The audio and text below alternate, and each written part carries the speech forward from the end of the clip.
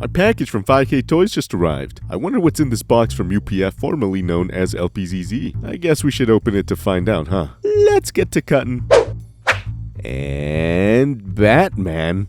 What? Who the hell is this clown?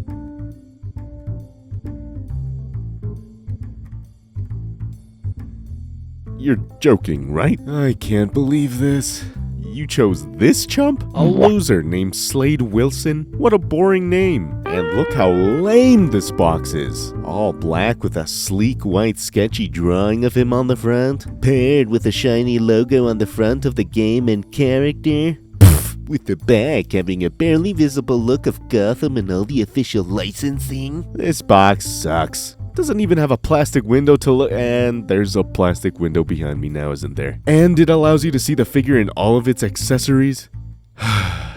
Just bring him out of the box already, I can't do this anymore. Let's just hurry up and glaze this figure for how freaking amazing it is.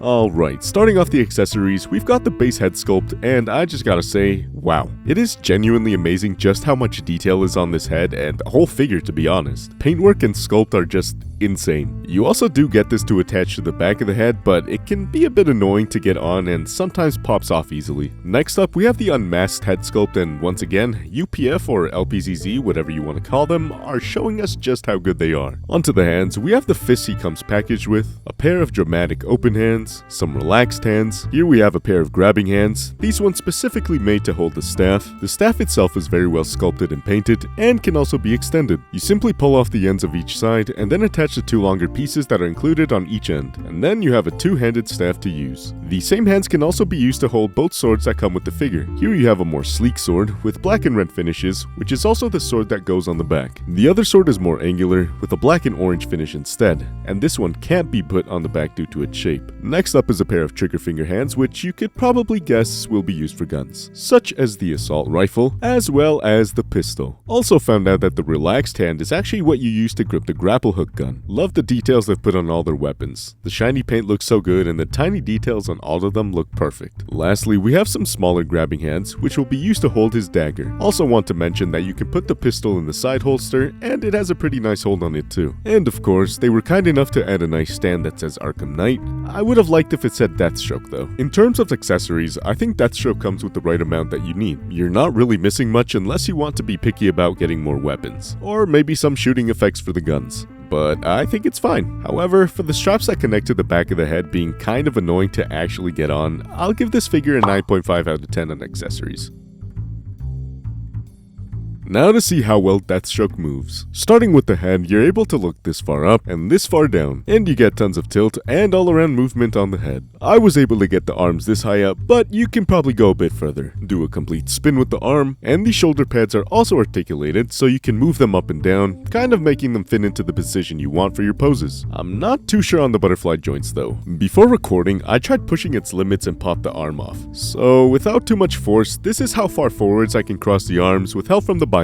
And while we're on the bicep, it does get some swivel. You get a nice bend at the elbow and all around movement on the wrist. You get a bit of swivel and tilt on the diaphragm, although it felt a bit stiff for me. But it is how you'll bend forwards and back. You can twist at the waist a little, and you can also move the belt pieces to allow for more range on the legs and body. Anyways, with all that, you're able to bend this far forwards and this far backwards. Your legs can kick this far to the side. This is as high as I could get the legs, and you can kick this far back. You of course get some thigh swivel and a very nice bend at the knee. No boot swivel, but the piece around the ankles is soft and can be moved to allow full range of motion for the feet, as well as some toticulation. In terms of articulation, I gotta say this figure really shocked me. With how detailed it looks, I'm surprised it can move this well. Now of course you'll get better movement with a figure like Revoltech for example, but with how close to the game this figure looks and having the articulation it does, I'd still give it a 9.5 out of 10. It's only stiff in a few parts for me, but overall some fantastic articulation.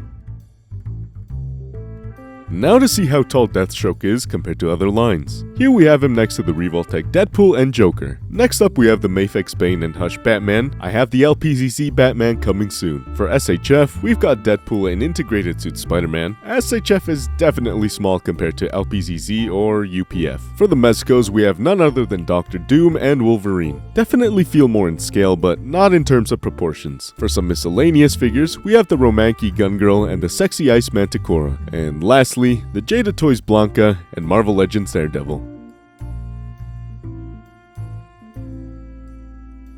Unless you just haven't been watching the video this whole time, I think it's safe to say this figure gets a 10 out of 10 on aesthetic. It's kind of insane to me that a 112 figure can not only look this good, but still move the way it does. Every single bit of armor on this figure is so detailed to even having some battle damage throughout it, and every single silver scale being sculpted on and not just being painted. Insane. No doubt at all for this perfect score. In terms of fun factor though, I will have to give it a 4.5, but that's completely a personal reason. I do just feel he's taller than the average 112 scale figure, and sometimes it just feels off with certain characters. But that's just me. Obviously in photos you can use angles and such to make it all work, so that gives us a total score of 33.5 out of 35. Anyways, do yourself a favor and get this figure if you can. Unless you're just not a fan of Deathstroke or Batman at all, because he's definitely worth it, and the presence this figure will have on your displays, whew.